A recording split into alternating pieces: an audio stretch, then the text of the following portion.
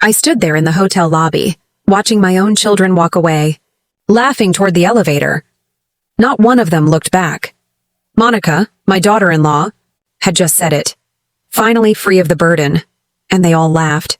They didn't know I had heard every word. They didn't know that I had paid for every cent of that reservation. Money I'd scraped together for 8 months. Selling my pies on Sundays in the town square. Tucking coins into a cookie tin hidden behind the canned beans.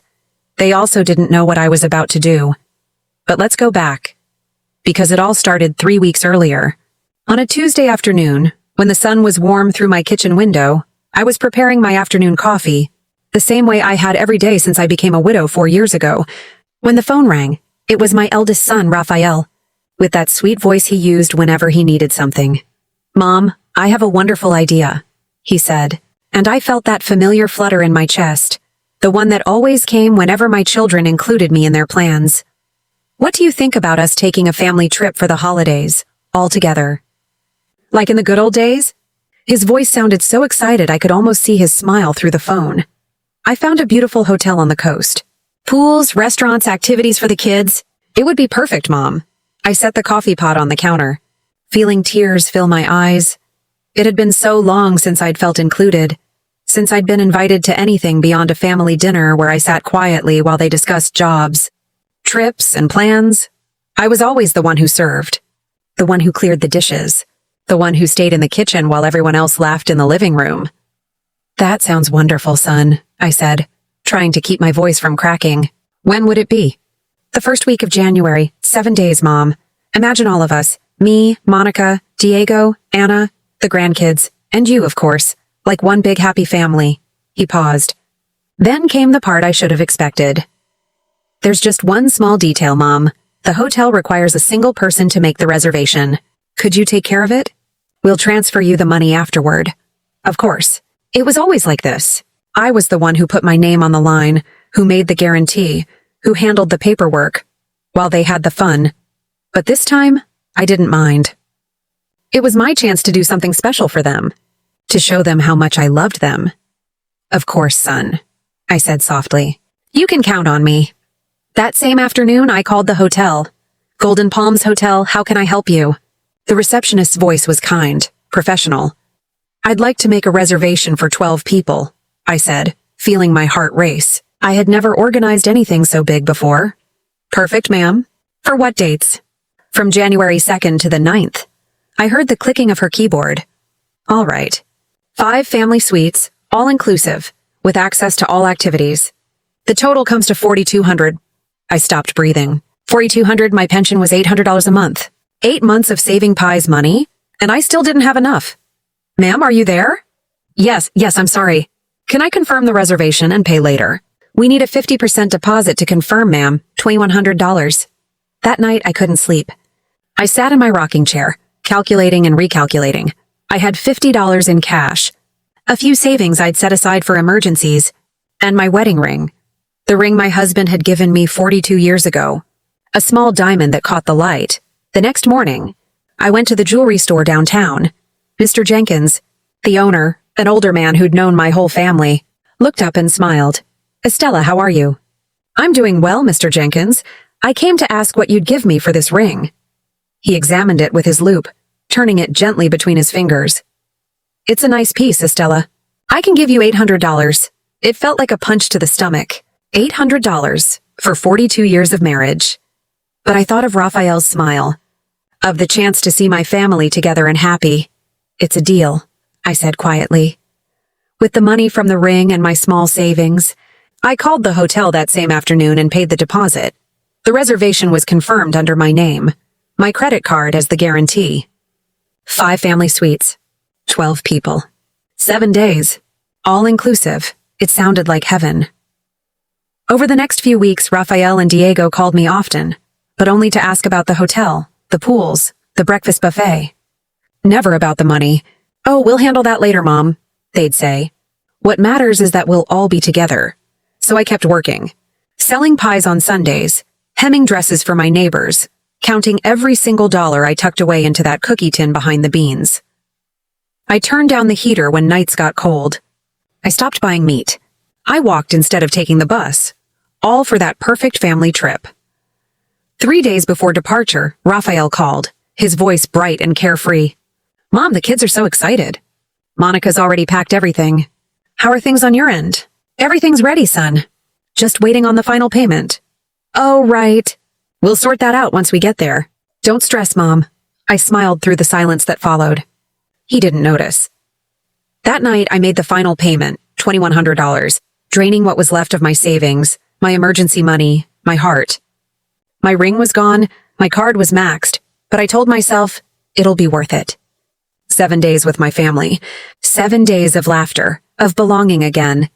If only I knew what was coming. The morning of the trip, I woke before sunrise. The air smelled like coffee and sea salt, though the ocean was still 3 hours away. I wore my favorite light blue dress, the one Diego once said made me look younger, and the pearl necklace that had belonged to my mother. I wanted to look nice in the family pictures. At 7:30 a.m., Raphael honked outside. I locked the door, picked up my old suitcase, and walked toward the car, my heart fluttering like a schoolgirl's. In the passenger seat, Monica scrolled on her phone. In the back, my grandkids were glued to their tablets. "Good morning, family," I said, sliding into the seat beside them. "Hi, Grandma," the kids mumbled without looking up. Monica barely raised her eyes. "Morning," she said flatly. Raphael smiled in the rearview mirror. "Ready for the perfect vacation, Mom?" "Of course," I answered. "Are Anna and Diego following us?" "They already left," Monica replied, still typing. "Diego drives like a turtle, so we'll beat them there." The road stretched endlessly ahead, the sun painting everything gold. I tried to start conversations about Raphael's work, about the beach, about whether the kids knew how to swim. But each time, my words hit silence. Monica's laughter filled the car, but not for me. "Something funny?" I asked gently. She didn't look up. "Just a group chat, Estella. You wouldn't get it." After that, I said nothing. I turned toward the window and watched the fields roll by. The trees swaying in the wind, the old barns, the lonely farm dogs chasing shadows. All I could think about were the pies, the long nights of sewing, the sparkle of the ring I'd sold for this trip. When the hotel came into view, I gasped. It was more beautiful than I'd ever imagined. Tall palm trees bending toward the ocean breeze, gardens bursting with color, a white facade glistening under the noon sun. The fountains at the entrance whispered softly as the sea shimmered in the distance. "What a beautiful place," I whispered. Monica didn't reply. "I can't believe we're here," I exclaimed, my chest swelling with happiness. The kids ran toward the hotel entrance, shouting and laughing, their little sandals slapping against the marble tiles. Raphael and Monica opened the trunk to unload the suitcases, their faces glowing under the golden afternoon light. Just then, the second car pulled in. Diego and Anna stepped out with the rest of the family. My granddaughter Mariana, 17 and bright-eyed, was the first to run to me. "Grandma, this place is incredible," she said, her face beaming. "Did you see the pool? It's huge. And they have themed restaurants and night shows." I smiled, brushing her hair gently. "I know, honey. It's going to be a wonderful week." At least someone shared my excitement. Inside, the hotel lobby looked like a dream. Vast marble floors reflecting the shimmer of crystal chandeliers, soft white sofas and tall palm plants in elegant pots. The air smelled of flowers and sea breeze. I walked up to the reception desk. "Good morning," I said, barely holding back my excitement. "I have a reservation under the name Estella Williams." The receptionist, a young woman with a warm smile, typed on her computer. "Of course, Mrs. Williams, we've been expecting you. 5 family suites, 7 nights, all inclusive for 12 guests. Everything is in order." As she spoke, I could hear my sons whispering behind me. "5 suites?" Diego muttered. "I thought you said it would be simpler." "Mom handled everything," Raphael replied quietly. "We'll figure out the costs later." The receptionist handed me a neat stack of keychains shaped like golden palm trees. "All your rooms are on the 3rd floor with ocean views," she said. "Breakfast is from 6 to 10, lunch from noon to 3, and dinner from 6 to 10 p.m. You also have access to all pools, the spa, and nightly entertainment. How wonderful!" I exclaimed, my heart fluttering like a bird. "Did you hear that, kids? We have access to everything." But when I turned around, no one was there. The lobby, moments ago buzzing with my family's laughter, now stood empty.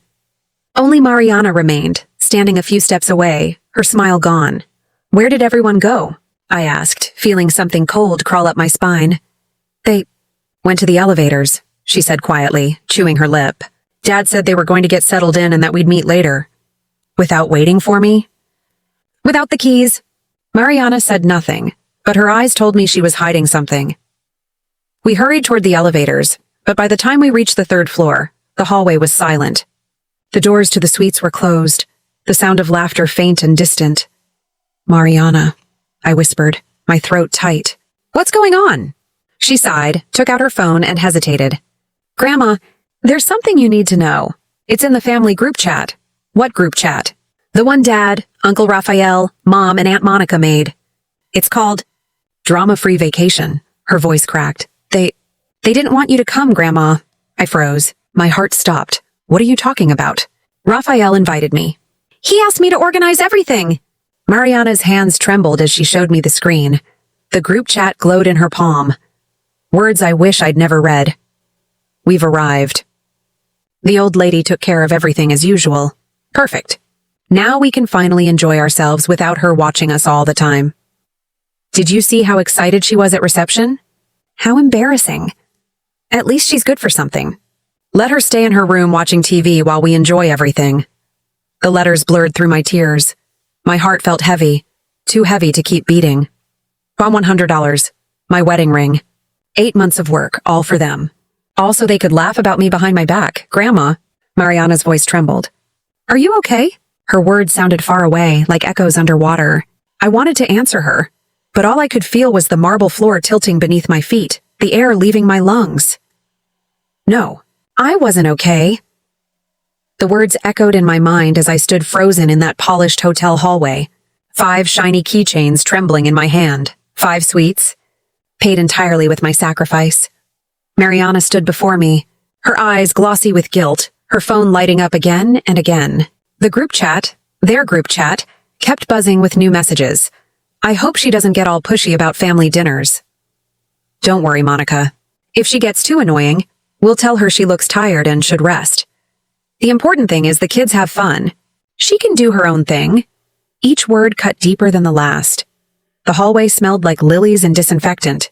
Clean, perfect, sterile, but all I could taste was humiliation. 40 years of motherhood. 40 years of sacrifice. I had sold my wedding ring for this trip. The ring my husband had slipped onto my finger with trembling hands decades ago. And this was how they repaid me? By mocking me in a chat named Drama-Free Vacation. I turned to Mariana. My voice didn't sound like mine. It was lower, steadier.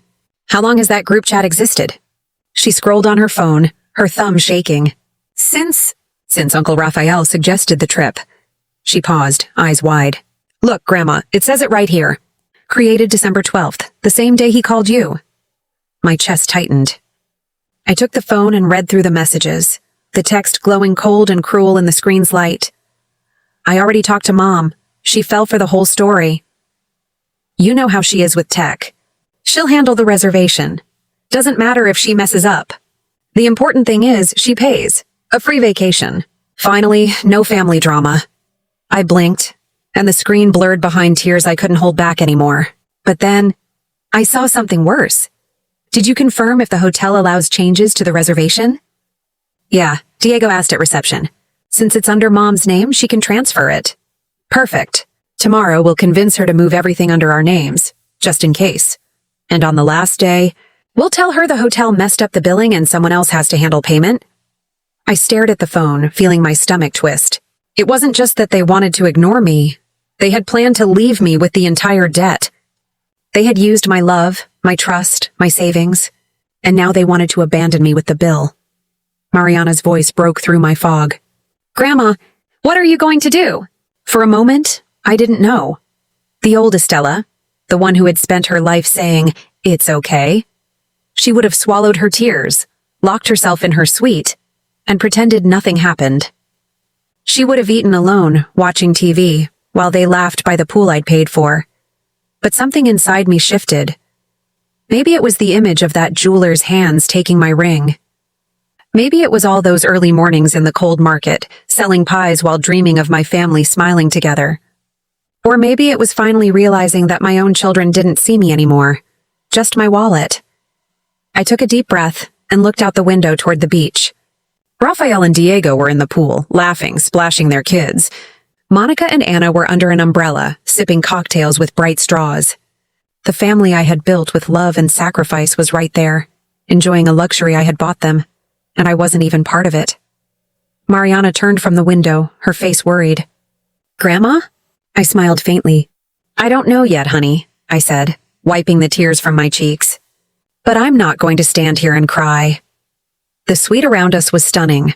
Ocean view, marble bathroom, white sheets that smelled of sea salt and lavender. Everything I'd dreamed of. But suddenly it felt like a stage built for someone else's happiness. They thought I was weak. They thought I would stay quiet. They were wrong. Because that night, as the sun sank behind the waves and laughter drifted up from the poolside bar, I began to make my own plans. And by the time the week ended, this family vacation would be remembered for all the wrong reasons. Nothing had happened. Just silence. The kind that feels heavier than any scream. "You know what hurts the most?" I said to Mariana, my voice calm but shaking underneath. "It's not the money. It's not even the lies. It's that I really thought we were finally going to be a real family. That maybe just once we'd make memories that actually meant something." Mariana turned slowly.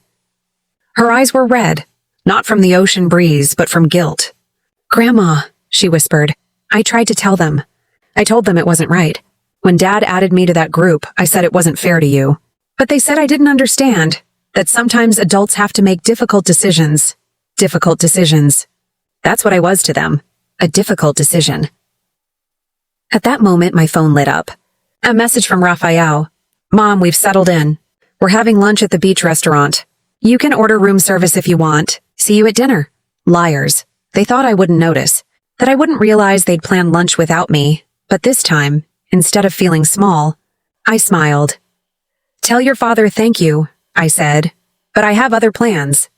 And I wasn't lying. I did have other plans, plans forming so sharply in my mind. They almost frightened me. While my family laughed under the sun, drinking cocktails with my money, I sat in my room, dialing numbers that mattered.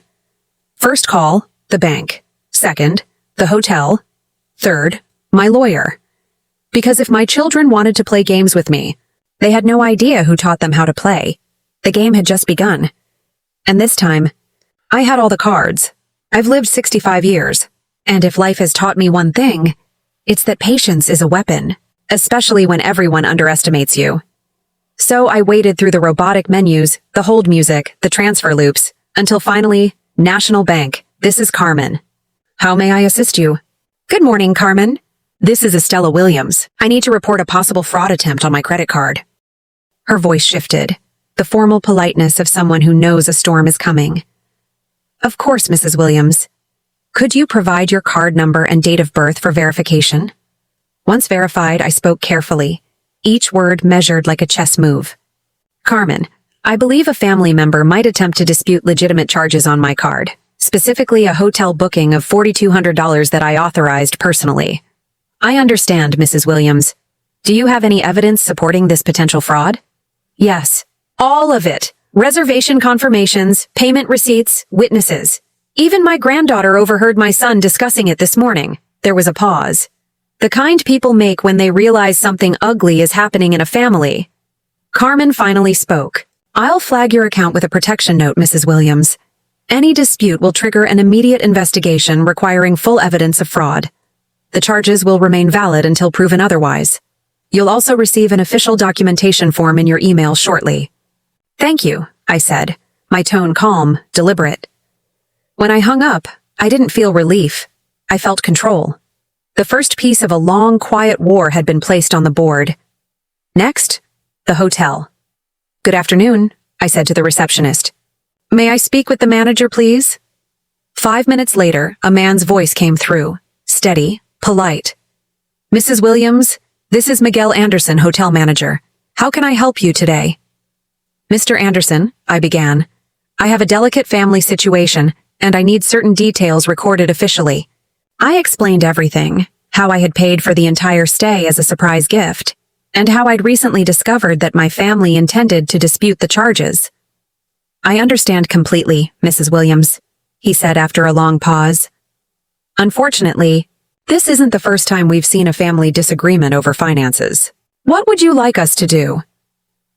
First, I said, I want written confirmation that I made and paid for the full reservation.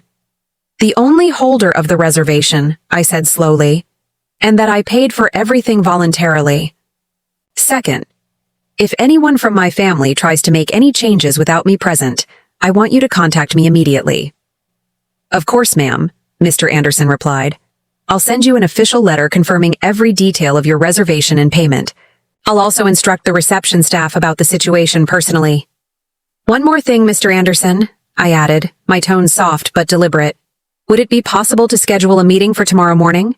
I might need to make some adjustments to the reservation. Of course. Is 9 a.m. suitable? Perfect, I said, and hung up.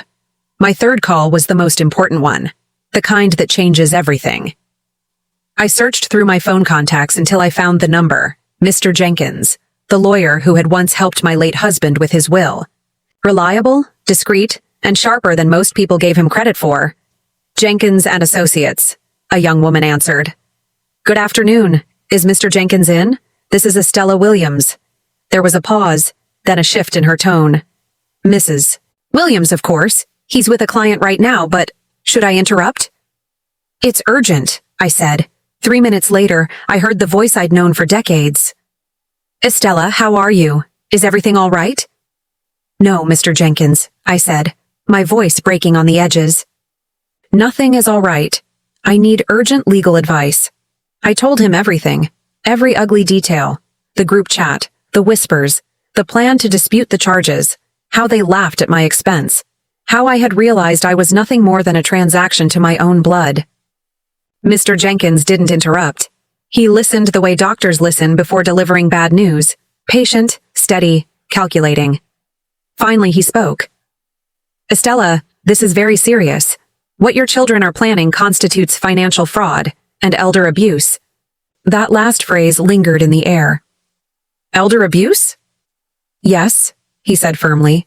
Using deceit to obtain financial benefit from a senior citizen is a federal offense. And disputing legitimate charges? That's bank fraud. I went silent. For the first time that day, the reality of it hit me like a wave. What can I do? A few things, Jenkins said. First, it's good you contacted the bank. That was smart. Second, I'll email you a document I need you to sign and have notarized. It's a sworn statement confirming that you voluntarily paid for all expenses on this trip. Is there a notary at the hotel? Most large hotels have one for guests. Ask the manager tomorrow during your meeting. I nodded, even though he couldn't see me. What else? He paused, and when he spoke again, his tone carried the weight of something personal. Estella, I have to ask you something important. Do you want to take legal action against your children? The question hit me harder than I expected. Legal action against my sons, Rafael and Diego, the boys I raised alone after their father died, the ones I worked overtime for, the ones I thought would protect me in my old age. I don't know, Mr. Jenkins, I said quietly. I just want them to stop. I understand, he said. But I want you to know you have options. You can sue them for fraud. You can revise your will. You can take steps to protect your assets. Think carefully, Estella. They've crossed a line. After we hung up, I just sat there. No music, no noise. Only the hum of the air conditioner and the faint echo of waves outside. The sun had started to set, washing my room in warm gold, the kind of light that makes everything look peaceful, even when it isn't. Outside, I could hear my family returning from the beach, laughter, footsteps, the clinking of bottles, the sound of a camera shutter. All of it so normal, so cruelly normal. At 6:30, there was a knock at my door. When I opened it, Raphael was standing there, tan, smiling, still dripping salt water from his hair.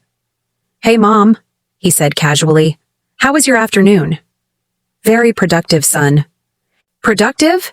He repeated, curious. What did you do? Important calls. Paperwork. You know, adult stuff. His smile faltered for just a second. Barely noticeable, but I caught it. Mom, he started. Speaking of paperwork, Diego and I were thinking maybe it'd be easier if we handled some of the hotel details for you. You know, so you don't have to stress about anything. There it was. The first official move. What kind of details? I asked calmly. Well, like the keys to the other rooms, for example, in case there's an emergency and we need access. I didn't blink.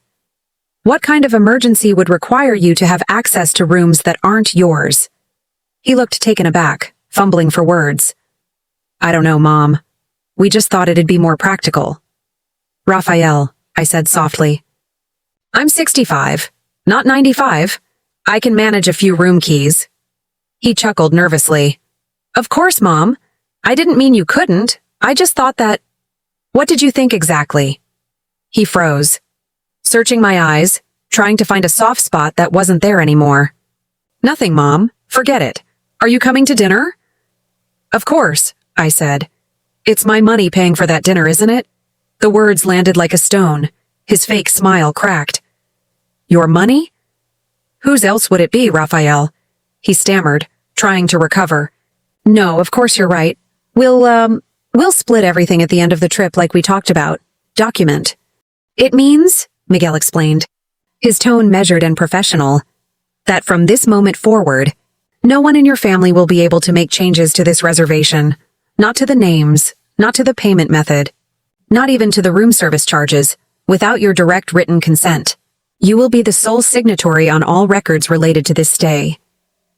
I took a slow sip of coffee, letting the weight of that sentence sink in. In other words, I said quietly, I'm the only one who decides what happens here. Exactly, he replied. Every order, every activity, every extension, every service, it all goes through you. And, as an additional note, I've instructed the accounting department to separate your family's incidental expenses from the main account. Anything they consume outside of the prepaid package will be billed directly to them. A small, cold smile appeared on my lips.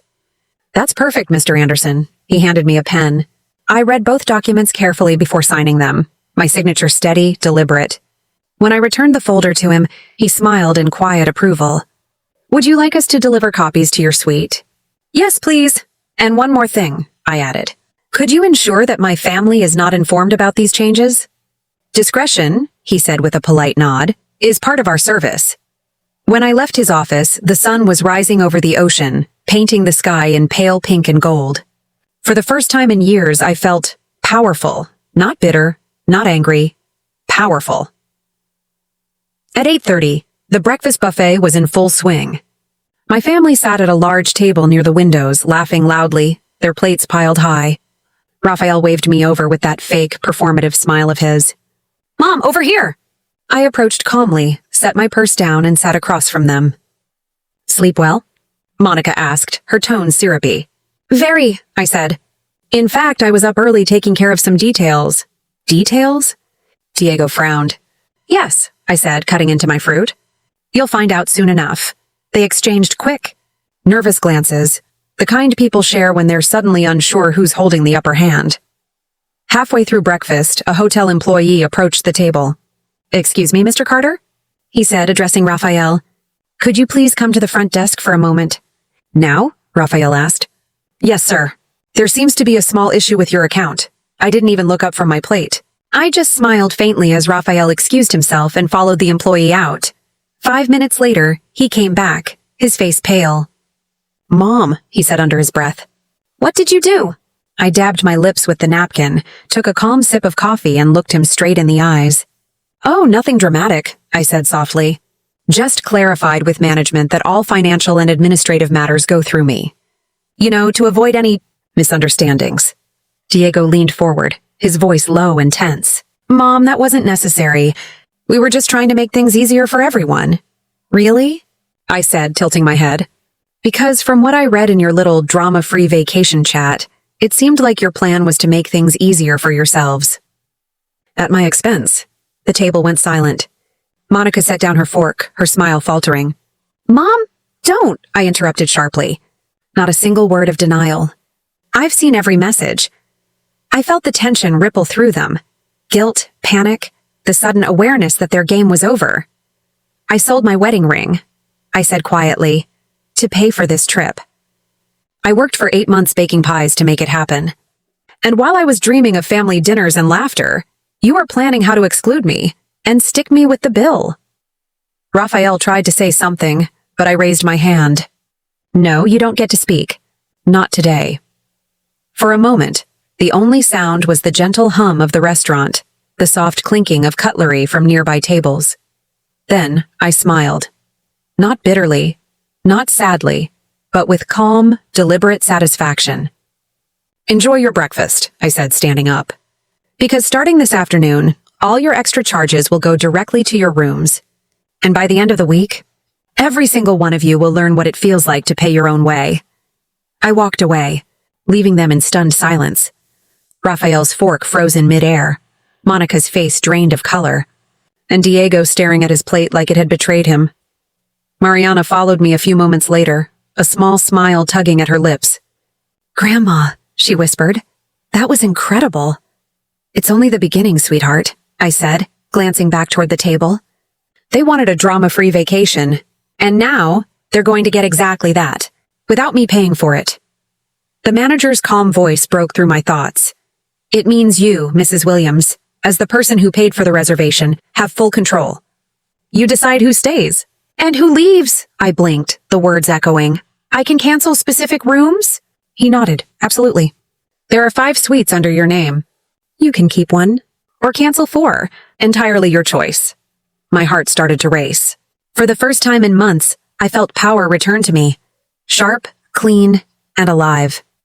Miguel, I asked quietly. What's checkout time? Normally noon, but we can adjust depending on your needs. And if I need them to leave earlier, that's possible too. I looked out the window. Sunlight was spilling over the gardens, the morning perfect and peaceful. The kind of day they had planned to enjoy on my expense. I turned back to him. I want to make some changes, I said. Exactly as I'll describe. Miguel leaned forward. Pen ready. I want to cancel 4 of the 5 suites. 301, 302, 304, and 305. Keep only mine, 303. He blinked, but his professionalism didn't falter. Understood. When should this take effect? Today, but not immediately. All right. At 10 a.m., block access to their rooms. Keycards stop working. At 11, send staff to inform them they must vacate by noon. He took notes, eyes calm but curious. Any message for them? Yes, I said, voice steady. Tell them the reservation holder, me, made this decision. The hotel is not responsible. If they wish to talk, they can come to suite 303, but only civilly. If they shout or threaten, call security. Miguel nodded, finishing his notes, then quietly asked, May I ask what led to this, Mrs. Williams? I studied him. Do you have a family, Miguel? Yes, a wife. 2 young children. You love them? Of course. Would you do anything for them? Without question. And what if they betrayed you? What if you discovered they were using you? Embarrassed by you? Planning to scam you? Silence filled the office. The only sound was the faint hum of the air conditioner. He finally said softly, I think I understand. For 40 years, I whispered, I raised my children. I fed them, clothed them, built a life for them. I sacrificed everything, and now I learn I'm just a wallet to them. A convenient fool. Miguel's voice was gentle. I'm sorry, Mrs. Williams. Don't be, I said, smiling faintly. This isn't sadness. This is liberation. I signed every document, calm, deliberate strokes of my pen. A notary came in, witnessed it, stamped it official. As Miguel closed the folder, I added one last instruction. Please arrange a cab for 12:30, for 2. Just 2? Yes, my granddaughter Mariana and me. Airport? No, I said. Another hotel. Somewhere peaceful. Somewhere they won't find us. For the first time, Miguel smiled. It will be my pleasure. When I returned to my suite, it was 8:30. They were surely awake by now, laughing, ordering breakfast, planning another day at my expense. But not this time. I sat on the balcony with a fresh cup of coffee, sunlight warming my hands, and waited. In 2 hours, everything would change. And for once, the silence around me felt sweet. I poured myself another cup of coffee and waited. 5 a.m. The first update would come from Mariana. Timouts, their keycards would die. The hotel staff would knock. By noon, I would no longer be the family fool. I would be the woman who finally took control. My phone buzzed. Raphael. Mom, we're going to breakfast. You coming? Me. No thanks. I have other plans for today. Raphael. What plans? Me. You'll see, son. You'll see. I glanced at my watch. 9:55. 5 minutes until the game began. The moment they'd realized just how badly they'd underestimated the woman who raised them. At exactly 10 saw, my phone vibrated again. A message from Mariana. A screenshot from their secret group chat. Diego. Perfect plan today. Beach all morning. Spa in the afternoon. Monica. The old lady will stay in her room like yesterday. Raphael. After lunch, we'll talk to reception and take control of the other rooms. Diego. Confirmed with the bank. The dispute process should start this afternoon. By tomorrow, expenses will be off our backs. Each message was like another nail in the coffin. Their coffin. No guilt, no hesitation. They had made their choice. At 10:30, Mariana texted again. Grandma, they're all at the pool. Dad says after lunch he'll go to reception to sort out the rooms. Aunt Monica said today's the last day they have to pretend everything is fine. The last day to pretend I mattered. Perfect. I moved to the balcony, coffee steaming in my hand. Below, the pool shimmered under the sun, blue and calm, just like them. Raphael and Diego splashing with their kids, Monica and Anna laughing under an umbrella, cocktail glasses glinting. All of them so comfortable, so sure of their control, completely unaware that it was already gone. At 10:55, my phone rang. Miguel. Mrs. Williams, the system is ready. In 2 minutes, the keycards for suites 301, 302, 304, and 305 will be deactivated. Perfect. Is your staff prepared? Yes, ma'am. Security's on standby. Housekeeping's briefed to handle it with diplomacy, but firmness. Excellent, I said. I'll see you in 1 hour. I glanced at my watch. 58, 9:59, 10 SAO, and just like that. Click, their access vanished. 4 useless cards, 4 sealed rooms. No entry, no clothes, no showers, no comfort. I leaned back in my chair and waited. It didn't take long. 10:07. Anna stood from her chair, walking toward the elevators. Probably heading to grab something from her room. At 11. My phone buzzed again. Mariana. Grandma, Mom is yelling at reception. Says her keycard isn't working. 3 minutes later, another ping. Now they're all there. Dad's furious. The receptionist is explaining something, but I can't hear from here. At 10:20, Raphael finally called. His voice was tight, polite on the surface, panic underneath. Mom, there's a problem with the rooms. The keycards aren't working. Can you come down to help us? What kind of problem? I asked sweetly. The receptionist says there's a change in the reservation, but no one changed anything. How strange, I replied, feigning confusion. Are you sure you haven't changed anything? Of course not, Mom. Please, can you come? The kids need to go back to the rooms. I'm a little busy right now, son, I said, swirling my coffee slowly. But don't worry. I'm sure it'll be sorted soon. Busy with what? Important things. I ended the call before he could answer, and smiled. 45. Another buzz. Mariana. Grandma, the hotel manager is talking to Dad and Uncle Diego. They look very worried. Aunt Monica is arguing with the receptionist. I smiled, setting my cup down on the table. The storm was forming, and I had front row seats from my balcony. 58. Another call. This time, Diego. Mom, we need you to come to reception now. There's a serious misunderstanding. Only you can fix it. What kind of misunderstanding? The hotel says you canceled our rooms. That's ridiculous, right? Tell them it's a mistake. Why would it be ridiculous, Diego? What do you mean, why? Because there's no reason for you to cancel our rooms. There isn't. Silence. A long one. The kind that stretches and burns through the line. Mom, what's going on? I'm sure Miguel explained it to you very well. Miguel? You know the manager? Of course. We had a very productive meeting this morning. Another silence. Heavier this time. Mom. You canceled our rooms. Yes. Why? Because I can. Click. I hung up. At exactly 11 out from my balcony, I saw them. 3 figures walking toward the pool area. Miguel in his crisp navy suit, a woman from guest services beside him, and a plainclothes security guard trailing behind. I leaned forward. From up here, it was like watching a play unfold. Miguel stopped beside the lounge chairs, speaking calmly to Raphael while pointing back toward the hotel. Confusion first, then disbelief, then anger, spreading like fire across their faces. The children looked up at their parents, confused, clutching their beach toys. And then one by one, realization began to settle in. At 11:05, the knock came, hard, urgent, not the polite tap of family. It was the sound of panic. I opened the door. They stood there, Raphael, Diego, Monica, and Anna. Their faces were a storm of fury and disbelief.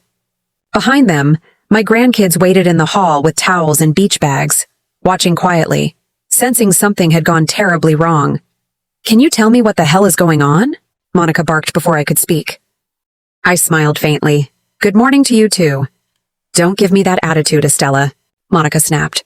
"The hotel says you canceled our rooms." "That's insane!" "Why is it insane?" "Because we're your family." "That's what I thought," I said softly.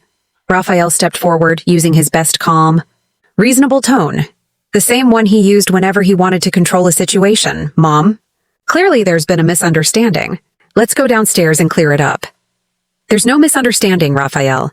I canceled your rooms because you're no longer welcome on my trip." Anna blinked. "Your trip? I thought it was a family trip." "So did I said. "Until I discovered that you don't consider me family." Diego frowned, defensive. "What are you talking about?" I took out my phone and held up the screenshots Mariana had sent. Their group chat glowing on the screen like a confession under a spotlight. One by one, they read the messages. And I watched it happen, the color draining from their faces, the lies drying up on their tongues. Raphael tried first. This isn't what it looks like." "It's not?" "No, we were just—" "Then tell me, Raphael," I interrupted. "What does free vacation, no family drama mean?" The silence that followed was brutal, the kind that fills a room like smoke. They looked at each other, searching for someone to speak, someone to lie better than the others. No one did. Finally, Diego broke the silence. "Mom, I get that you're upset, but you can't just leave us without rooms. We have small children." "The same children you were planning to keep away from me by hiring a nanny?" "That's not—" "And what about the bank, Diego? Did you already start the dispute on the charges?" His face turned white. How do you know?" "I know everything." I took a step closer, my voice steady, sharp as glass. "I know about the chat. I know about your plan to steal the reservation. I know about the bank fraud, every single thing." Monica sank into the armchair, hiding her face in her hands. Anna looked like she might faint. Raphael and Diego just stood there, speechless. Two grown men suddenly reduced to guilty children. "So," I said, folding my arms, "here are your options. You can take your things, which the hotel staff has already kindly packed for you. You can call a taxi. And you can find another hotel, one you'll actually pay for yourselves." Raphael's jaw tightened. "Or what?" he said. The knock on the door hadn't stopped. It wasn't polite. It wasn't hesitant. It was angry. When I opened it, they were all there. Raphael, Diego, Monica, Anna. Behind them, the grandkids stood silently in the hallway clutching their beach bags, confused and afraid. Their faces were a collage of emotions: fury, disbelief, panic, guilt. Monica spoke first, voice sharp as glass. "Can you tell me what the hell is going on?" I looked at her calmly. "Good morning to you too." "Don't give me that attitude, Estella," she snapped. "The hotel says you canceled our rooms. It's ridiculous. Why is it ridiculous?" "Because we're your family." "That's what I thought." Raphael stepped forward, trying to sound rational. "Mom, there's clearly a misunderstanding. Let's go down to reception and clear this up." "There's no misunderstanding, Raphael," I said quietly. "I canceled your rooms because you are no longer welcome on my trip." Anna frowned, her confusion raw. "Your trip? I thought it was a family trip." "I thought so too," I said, my voice steady. "Until I discovered you don't consider me family." Diego's brow furrowed. "What are you talking about?" I took out my phone. "Let me show you." Their faces fell as they looked at the screenshots Mariana had sent me, the secret group chat. I watched the color drain from their faces as they read their own words. "This," Raphael stammered, "this isn't what it looks like." "Then explain," I said coldly, "what free vacation with no family drama means." The silence was heavy. So heavy it pressed against the walls. "Mom," Diego said finally, his voice low. "You can't do this. We have small children." "The same children," I replied. "You were planning to keep away from me by hiring a nanny. That was—" "And what about the bank, Diego? Did you already start the dispute over the charges?" His face went pale. "How do you know about that?" "I know everything," I said. "About the chat. About the plan to take the reservation from me. About the fraud you were going to commit. I know everything." Monica dropped into the armchair, her hands covering her face. Anna looked like she might be sick. Raphael and Diego stood frozen, like guilty children caught in a lie too big to undo. I took a breath. My voice came out calm, colder than I expected. "You have two options. You can take your luggage, which the hotel staff has already packed, call a taxi, and go find another hotel. On your own. With your own money," Raphael swallowed. "Or what?" "Or nothing," I said. "That is your only option!" Monica jumped up, fury lighting her face. "You can't do this. We're your family! You can't abandon us." I looked right at her, the woman who had smiled to my face and poisoned me behind my back. "Monica," I said quietly, "who abandoned whom first?" The room went dead silent. You could hear the hum of the air conditioner, the muffled laughter of guests outside, the slow rhythmic crash of the waves below. Inside, silence so thick it hurt. Raphael tried again. "Mom, this is insane. You can't be serious." "Do I look like I'm joking?" "But the kids. What will the grandkids think?" A pang hit my chest. "My grandkids, the only pure ones in this mess. They'll think their parents made bad decisions," I said softly. "And now they have to face the consequences." Anna began to cry. "You're destroying this family." "No, Anna," I said. "This family destroyed itself when you all decided I was an obstacle instead of a part of it." Diego stepped closer, hands open and pleading. "Mom, please. We can fix this. We can talk now." "Talk?" I said bitterly. "You had months to talk. But instead you had time to plan." "It wasn't months," Raphael whispered. "No, the group chat was created the same day you invited me, Raphael." "The same day," his eyes dropped. "The last defense gone." Monica straightened, fury replacing guilt. "You want to be the victim? Fine. Have your dramatic moment. But don't expect us to come back when you're lonely." I walked to the door, opened it. "I'd rather be alone," I said, "than surrounded by people who despise me." "We don't despise you," Diego exclaimed. "No?" I turned to him. "Then explain what getting rid of the burden means. Or the last day we pretend everything's fine." He opened his mouth, but no words came out. Then, a small voice. "Grandma?" It was Mariana, standing in the doorway, her eyes wide and tearful. "The kids don't understand why we have to leave." My heart cracked. She, the only one who had told me the truth, now caught in the storm. "Come here, sweetheart," I said. She came close. I took her hands. "Your parents and I have very serious differences, darling. They have to leave." "But why, Grandma?" I looked at Diego, waiting, hoping he'd find the courage to be honest for once. "Why?" she asked again. Diego's voice broke. "Because Dad made some very big mistakes." Mariana looked from him to me, then back again. "Does it have to do with the group chat?" The air froze. Anna's head snapped toward her daughter. "What do you know about that?" "I know everything, Mom," Mariana said firmly. "I know what you all said about Grandma. I know you didn't want her here. I know you used her to pay for everything." No one spoke. The shame in that silence was louder than shouting. "Mariana?" Anna started weakly. "It's not that simple." "Yes, it is," she interrupted. "You made her feel unwanted. You planned to get rid of her. And now you're paying for it." Anna's eyes filled with tears. Monica turned away. Raphael looked like he wanted to disappear. Even Diego couldn't hold his daughter's gaze. "Mariana," I whispered. "Go with your cousins, dear. I'll be there soon." She nodded slowly and left, closing the door behind her. When she was gone, I turned back to the others. "Even she understands what right and wrong look like," I said quietly. Raphael's voice cracked. "So that's it? You're cutting us off completely?" "Yes," I said. "From this moment on, I stop being your wallet, your scapegoat, and your emotional punching bag." Monica laughed bitterly. "You'll regret this, Estella. You'll die alone."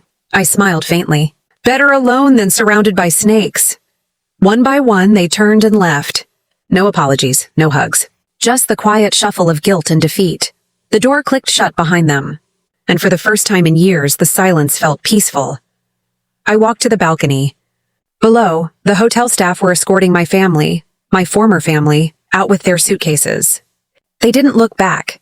The ocean shimmered under the noon sun. Freedom smelled like salt, sunlight, and closure. At exactly 11:25 a.m., I raised my coffee cup. "Cheers," I whispered, "to freedom, finally paid in full." My phone buzzed. A new message. Unknown number. "Grandma, it's not over. You shouldn't have trusted Mariana." Mariana's voice sliced through the silence like lightning. Her words, sharp, unfiltered, and filled with something no adult in that room had the courage to say. "Make fun of her all you want. But it's not true that you planned to dispute the bank charges so you wouldn't have to pay. It's not true that you hired a nanny just so you wouldn't have to spend time with her." Each question hit harder than the last. I watched my children, my grown, successful children, shrink under the weight of their own daughter's voice. Mariana's eyes were wet with tears, but her tone never wavered. "You hurt the only person who has always been there for us. Grandma sold her wedding ring to pay for this trip. Did you even know that? Did you know she sold Grandpa's ring?" The room froze. Raphael collapsed into a chair as if his legs could no longer carry the truth. "You sold your ring?" Diego's voice trembled. "We didn't know," Raphael whispered. I looked at them, the pain and exhaustion spilling through my calm. "Because you never asked?" I said quietly. "You just assumed I had endless money for your whims." Monica, who had been silent until now, stood up slowly. Her voice was like a knife dipped in ice. "Fine, we'll leave." "But this isn't over." I stepped toward her, meeting her glare head-on. "Is that a threat?" She smiled bitterly. "It's a promise. You can't treat your family like this and expect there won't be consequences." "Monica," I said, my voice low but steady. "I didn't treat my family badly. My family treated me badly. What's happening now, these consequences, belong to you, not me." Raphael stood again, voice trembling. "Mom, please. Can we fix this?" Can I what, Raphael?" I interrupted. "Erase the messages you wrote? Cancel the fraudulent dispute you started? Give back the respect you took from me?" He lowered his head. "We can apologize. Are you apologizing because you're sorry?" I asked softly. "Or because you got caught?" He didn't answer. He couldn't. Then, a soft knock on the open door. Miguel stepped inside, polite as always. "Excuse the interruption, Mrs. Williams. The taxi is ready for the family." He looked toward my children. "Your belongings are in the lobby. The hotel staff can assist you with alternative accommodation if you require it." I nodded. "Thank you, Miguel. Taxi?" Anna asked in disbelief. "Are you leaving too?" "Yes," I said, taking a deep breath. "Mariana and I are going to another hotel. Somewhere we can actually enjoy the vacation I paid for." "Mariana is going with you?" Diego's voice cracked. I turned to my granddaughter. She nodded firmly. "Mariana," I said softly, "is the only person in this family who treated me with respect and honesty. She's the only one who deserves to share this trip with me." Anna's voice broke. "You can't take our daughter." "I'm not taking her," I said calmly. "She's choosing." Mariana looked at her parents, eyes filled with a painful maturity. "Dad, Mom, Grandma is our family too, and you betrayed her. I can't be part of that." "It's only for a few days," I added gently. "After that, she can decide if she wants to go back with you or not." "This is kidnapping," Monica spat. "No," I said, meeting her eyes. "This is justice." Raphael stepped forward one last time. "Mom," he said quietly, "if we leave like this, things will never be the same." I placed my hand on his shoulder. For a second, I saw not the man who betrayed me, but the little boy who used to run into my arms after school. "Raphael," I whispered, "things were already never the same. You made sure of that." I reached for my suitcase, the same one I'd packed that morning after my meeting with Miguel. "Mariana already had hers ready." "Where are you going?" Diego asked, his voice hollow. "To a place," I said softly, "where I can be a grandmother without having to apologize for existing." We walked to the door together. In the hallway, the other grandkids were waiting, confused, sad, clutching their beach toys. I knelt down, my heart breaking all over again. "I love you all very much," I told them. "This isn't your fault. Someday, when you're older, you'll understand why Grandma had to do this." Little Thomas, only 8, hugged me tight. "We're not going to build sandcastles anymore?" he whispered. I smiled through my tears. "Someday we will," I promised. The biggest, most beautiful sandcastles in the world. When your parents remember how to treat the people they love. Mariana and I stepped into the elevator. The doors slid closed slowly, sealing the moment forever. Through the small gap, I could still see them. My sons, defeated. My daughters-in-law, furious.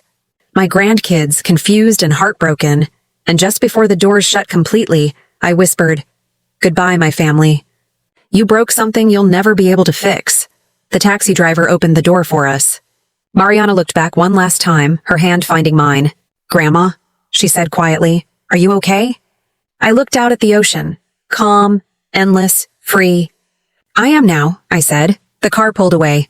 In the rearview mirror, the hotel grew smaller and smaller until it disappeared. For the first time in years, I didn't feel alone. I felt free. The lobby doors slid open as we stepped out. Miguel was already waiting beside the taxi, the ocean breeze ruffling his uniform slightly. He smiled as the driver loaded our suitcases into the trunk. "Mrs. Williams," he said softly, "it's been an honor to meet you. What you did today took a lot of courage." I looked at him, the sunlight catching the silver streaks in my hair. "It wasn't courage, Miguel," I said quietly. "It was survival." The taxi door closed with a soft click. As we pulled away from the hotel driveway, I turned to look out the rear window. There they were, my family, standing at the entrance with their luggage scattered around them. Confused, defeated, probably already calling other hotels, desperate to find a room. For the first time, it wasn't me waiting. It was them. "Do you regret it, Grandma?" Mariana asked after a while. Her voice was soft, unsure. I looked at her, then at the road ahead, golden light spilling over the coastline. Did I regret it? I thought about 40 years of motherhood, about the birthdays I planned, the dinners I cooked, the nights I stayed awake worrying, about the sacrifices that no one ever noticed, the love that expected nothing in return, except perhaps a little respect. "No," I finally said, my voice steady. "I don't regret what I did. I regret that it took me so long to value myself." The taxi turned onto a narrow coastal road. Ahead, a small boutique hotel came into view, a quiet place I had booked that morning. A place where a grandmother and her granddaughter could build sandcastles, enjoy long dinners by the ocean, and remember what it truly meant to be a family. For the first time in years, I felt light, free. Putting myself first was terrifying. But more than that, it felt right. As the camera slowly pulled back, the taxi became a small silhouette against the vast blue sea. Seagulls cried in the distance, waves shimmered in sunlight, and for once, the story ended on my terms. Did you like this story? Tell me, where are you listening from? Let's talk in the comments. If this story touched your heart, you can support me by sending a super thanks. It helps me create more stories like this. On your screen now, you'll find 2 new life stories that I know you'll love. Subscribe, and I'll see you in the next one. With love and with respect.